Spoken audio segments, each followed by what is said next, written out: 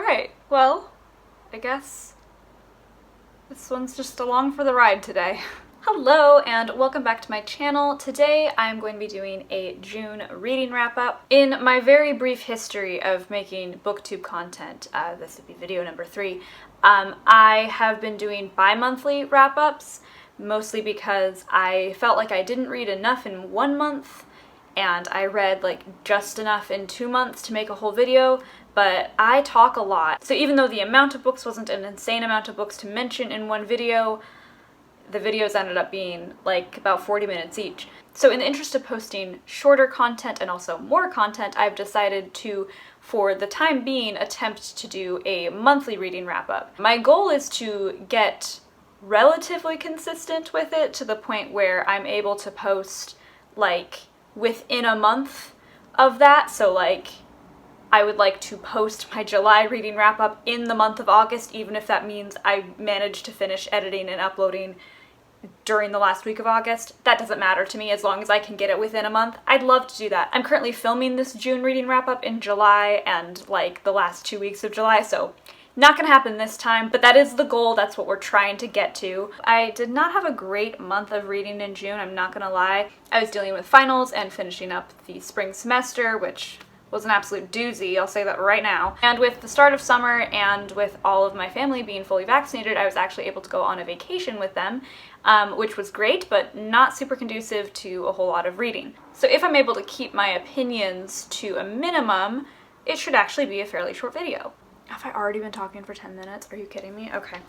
The first book that I read in the month of June, I finished on June 4th, and it was The Electric Kingdom by David Arnold. I tried writing the synopsis in my own words a couple different times, and it never really worked, so I'm gonna go ahead and just read the Goodreads synopsis. Thank you, Goodreads, even though you're owned by No, we're not gonna do that. When a deadly fly flu sweeps the globe, it leaves a shell of the world that once was. Among the survivors are 18-year-old Nico and her dog, on a voyage devised by Nico's father to find a mythical portal, a young artist named Kit, raised in an old abandoned cinema, and the enigmatic Deliverer, who lives life after life in an attempt to put the world back together.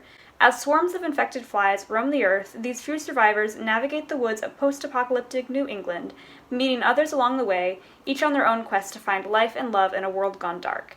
I, like many others, was swept up in like the dystopian post-apocalyptic craze that was brought on by like The Hunger Games, Divergent, all those series that you know and either love or hate. When I was in like middle school and high school, I absolutely devoured all of those books, just could not get enough of them. Even like the really blatant Hunger Games knockoffs, I still read them and gave them a chance and had, for the most part, a good time with them. And when I saw that there was going to be another YA post-apocalyptic book coming out in the year of 2020, because this book is a new release, I believe it came out in February of 2020.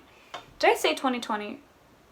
2021. This came out February 2021. And when I saw that this was a 2021 release, I was super excited to read it because I had for a while been wanting to look at how the like post-apocalyptic genre had changed since the big popularity boom of the early 2010s. And I will say, the genre's changed a lot if this book is any representation of that. To be honest, I don't really think it is, because as many people have said, this book is kind of like a nesting doll of different genres. The cars going by my window are being very aggressive, and I apologize for that. But unfortunately, with this book, I realized I was not smart enough for it. The reason for this mainly being that this book veers from like the standard post-apocalyptic into like sci-fi and time travel, you know, very quickly. And while I probably should have known that that was coming based on like the whole, you know, arc with the Deliverer, who I know that you heard in the synopsis is like living life to life, and like it's implying that they're like there's like this reincarnation thing going on with them.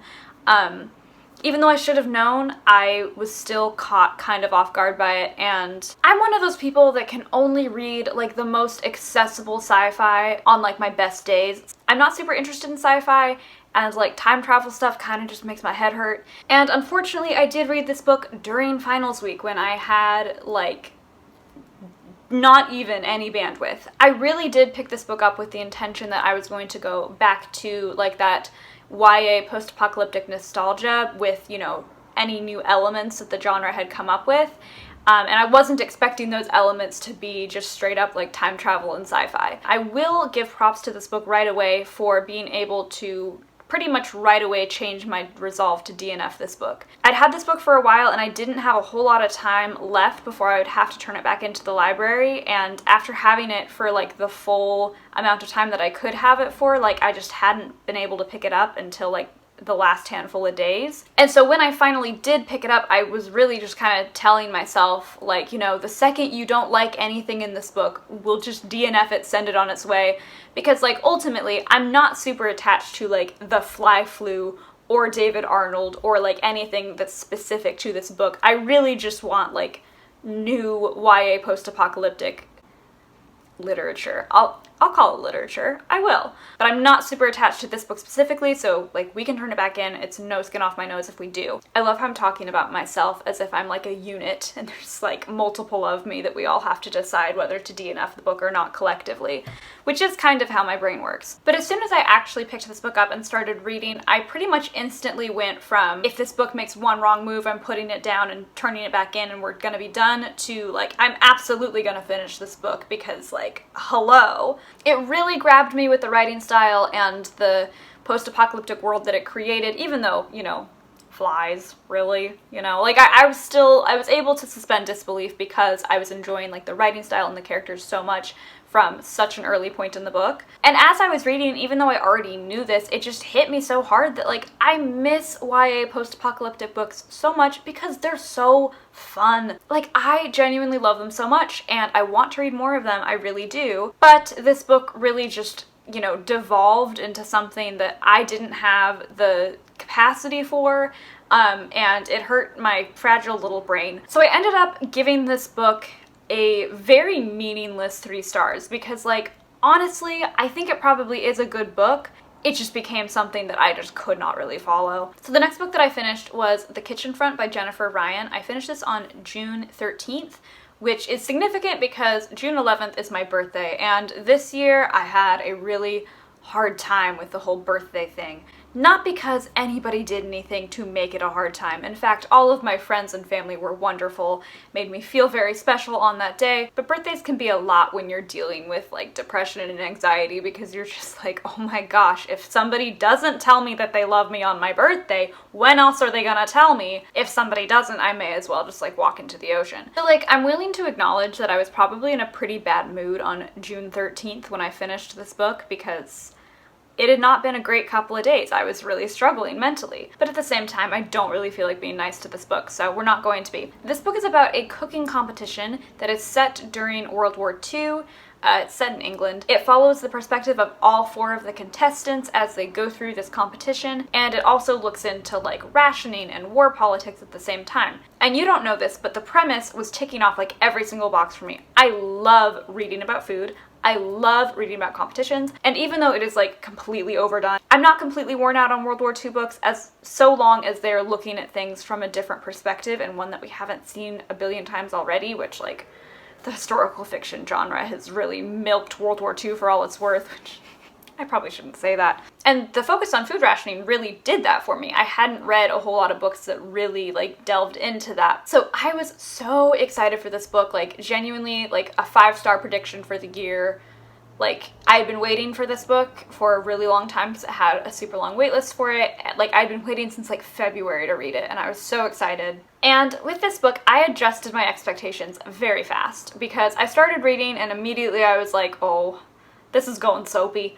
This is going real soapy on me. The competition really does take the backseat to a lot of just like kind of trivial and overdone like relationship drama. Pretty much right away I knew where everything was going because the characterization was so like rigid for every character and like honestly very over the top. Like they were just hitting you over the head with like, this is who this character is, this is who this character is, this is who. Like the whole time I was reading it, I kind of felt like it was like B historical fiction, you know, like how there's like B horror movies. It felt like B historical fiction. And I wasn't like that mad about it. Like I was a little disappointed that it wasn't the 5-star read that I thought it would be, but like I was entertained by it. I was thinking that I would give it like 3 stars the entire time I was reading it until we got to like the last 150 pages.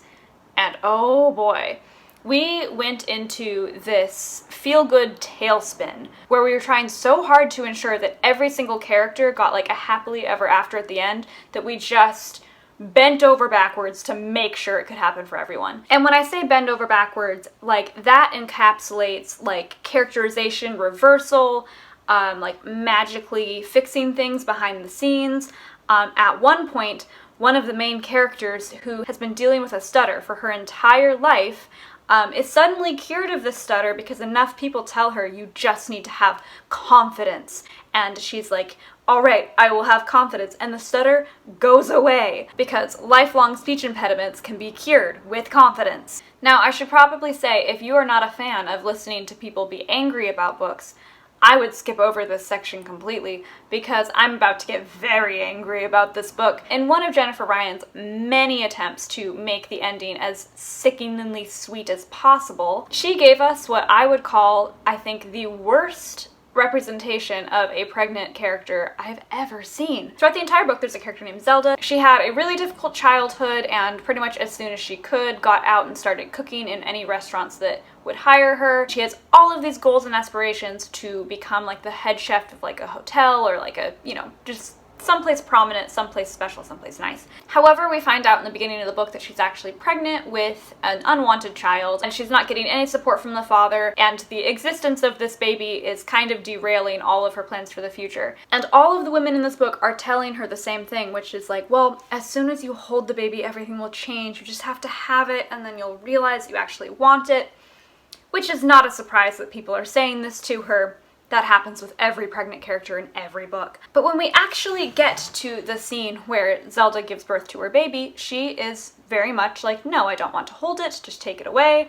I don't want to interact with it at all. This goes on for a couple of days, and then when the person from the adoption agency comes to take the baby, one of the other female characters runs into the room, hands Zelda the baby, and Zelda's only with the baby for like 2 minutes. And when the person from the adoption agency comes upstairs, Zelda, and we don't get any of like her inner dialogue on this at all, just nothing. Zelda has suddenly decided that no, she does want to raise the baby. And this is after like we go the entire book with getting like nothing indicating that she wants the baby, just nothing at all. It genuinely all feels like it was all meant to just prove the other women in the book right. And this book is trying to be like very like progressive and feminist, and it just feels so dated because like to me that is not a super feminist concept to have all of these women the whole time be like resolutely like, no, you're gonna have your baby and you're going to like it. And then it just ending in like, instead of one woman deciding like, no, that's not actually what I want this instead, we have to accept what all of the other women said so that we can all get along and all have the same opinion. And like, yeah, it's historical fiction, it's from the 40s, but like, you're writing it in 2021. I know that women gave up their babies for adoption in the 40s. It happened, so why can't we have a character that, you know, spends the whole time wanting to be child-free, and like, can she finish the book wanting to be child-free? Like, why is that not an option? Just because all of the other women in the book said that she needed to have a baby and like, keep the baby? Like, it made me angry.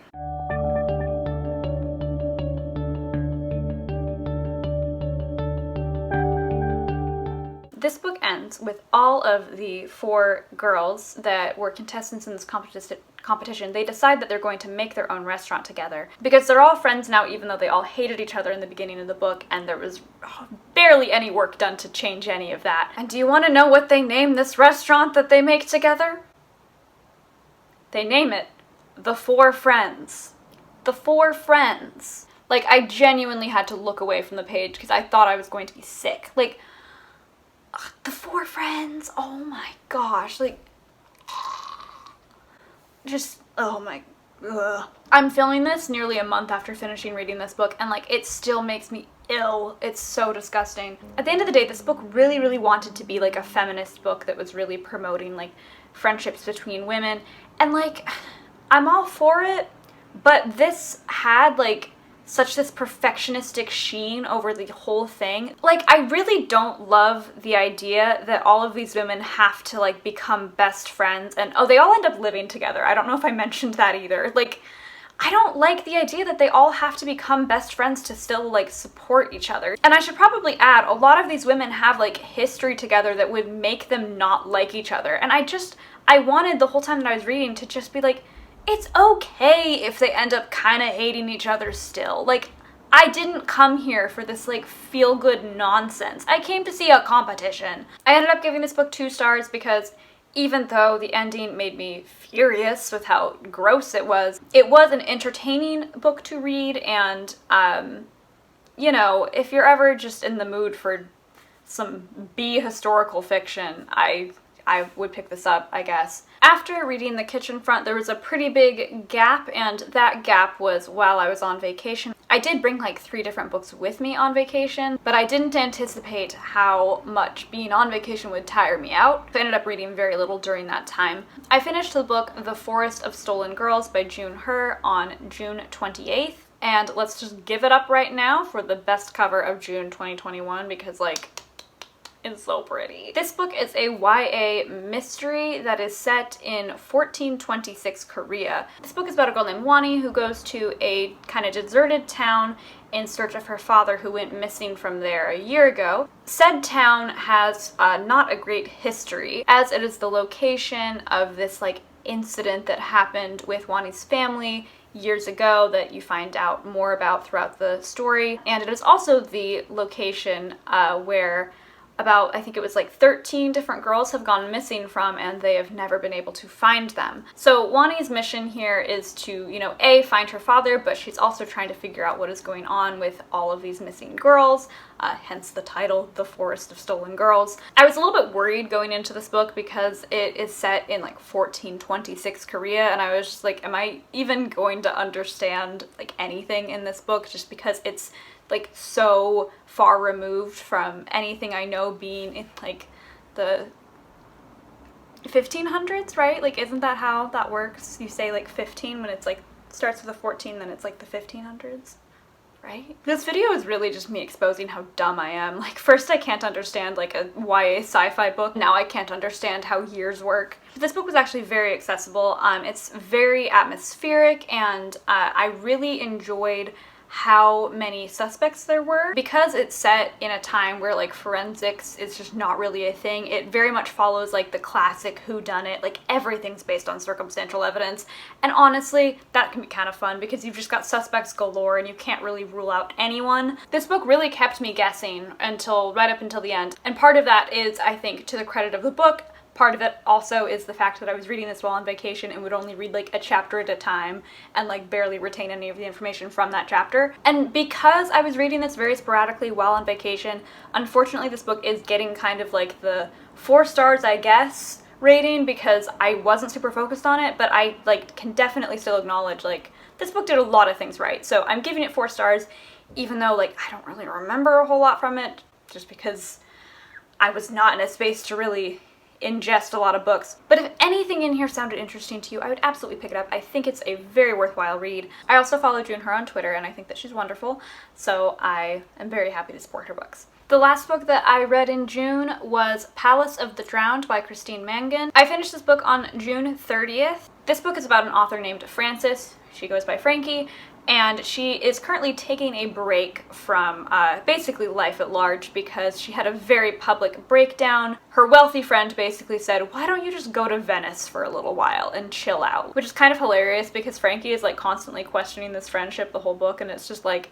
man, if I had a friend that would just send me to Venice for a little while, I would never question anything in that friendship. While Frankie is in Venice, she meets a girl named Gilly, and this girl is this very precocious and incredibly creepy young girl that just tries to like insert herself into Frankie's life even though they've just met. Gilly also claims that they know each other, and Frankie's pretty sure that they don't, but she just kind of goes along with it because she's kind of lonely. I should also probably mention that this book is set in 1966, which is the year that Venice flooded. It just sounded super like dark and atmospheric and fun, but unfortunately I had pretty bad timing with this one. Been on hold for it at the library for a long time, and there were a lot of people waiting for it, so I didn't really have a whole lot of choice as to like when I read it. And had I known how similar it was going to end up being to Who is Maud Dixon by Alexandra Andrews, I would have waited to pick it up. Who is Maud Dixon is a book that I gave 4 stars to. I talked about it in my last reading wrap up. And while I thought it was like a fairly good book, especially for a debut, I wasn't like totally swept away by it. And I definitely was not in a headspace to read a book that was really quite similar to it. For the most part, I like can read similar-ish books back to back. Like, I'm okay with reading a thriller and then reading another thriller right after, but I do try to like vary what I'm reading at the same time, just because I don't really like getting into a position where I feel like I'm just comparing 2 books with a similar premise. And I am in no way accusing Who is Maud Dixon or Palace of the Drowned of plagiarism, because that's ridiculous. They came out within like a month of each other. That's not even possible. And also, Who is Maud Dixon is more like a commercial thriller, and Palace of the Drowned is set up to be more like literary thriller. They end up being very similar books. If you have read both of them, or if you've even read one of them, you can probably figure out what I mean by that. Yeah, starting with like the good things about this book, super atmospheric. Like, I really felt like I was in Venice, Italy, and it really drew me in that way. And like, I remember just like craving Italian bread the entire time I was reading it. And like, that could have just been me.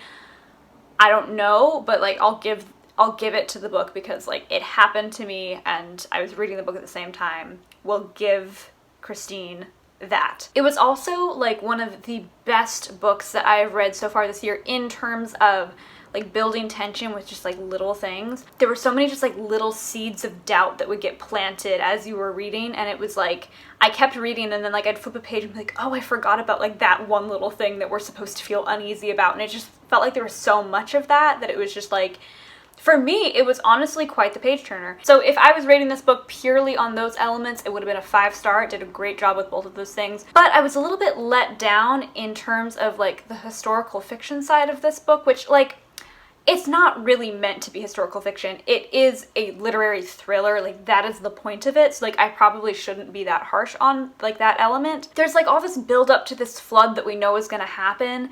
And like, the flood is like one of the first things you read about in the blurb. Like, the flood is supposed to be a big deal, and while the flood is certainly the backdrop for some very intense things that do happen in the story, I felt like it just ended way too quickly and didn't have nearly enough like impact on the story. Like, I was really excited to read about the flooding, and it just like happened in a flash, and then we moved right along, and I was like, wait, no, I was excited for that part. And I really struggled with the ending of this book.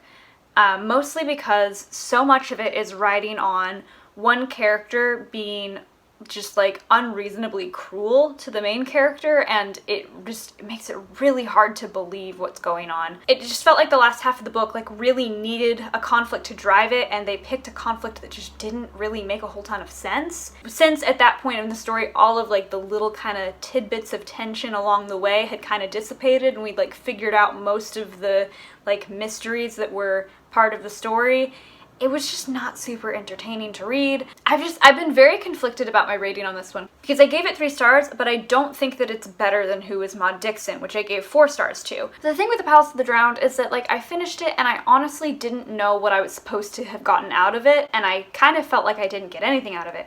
And that seems harsh because I did enjoy the atmosphere, I did enjoy, you know, all of the tension, but all of that was in like the first half of the book.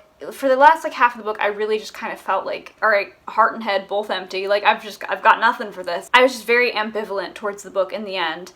Whereas with Who is Maud Dixon, like, I definitely know what it was trying to accomplish and what it was trying to do, but at the same time, like, Who is Maud Dixon is a thriller. Like, that's a very easy genre to like know what you're trying to accomplish in it. Ultimately, I do think that whichever one of those books that I read first was going to have an edge, and I read Who's Maud Dixon first, and I'm sorry to Palace of the Drowned because I had already read just a very similar story, you know, not even a full month before. I didn't really feel like reading the same story twice. And that's kind of what I ended up getting with Palace of the Drowned, just with like more sophisticated writing. So those were all of the books that I read in June of 2021.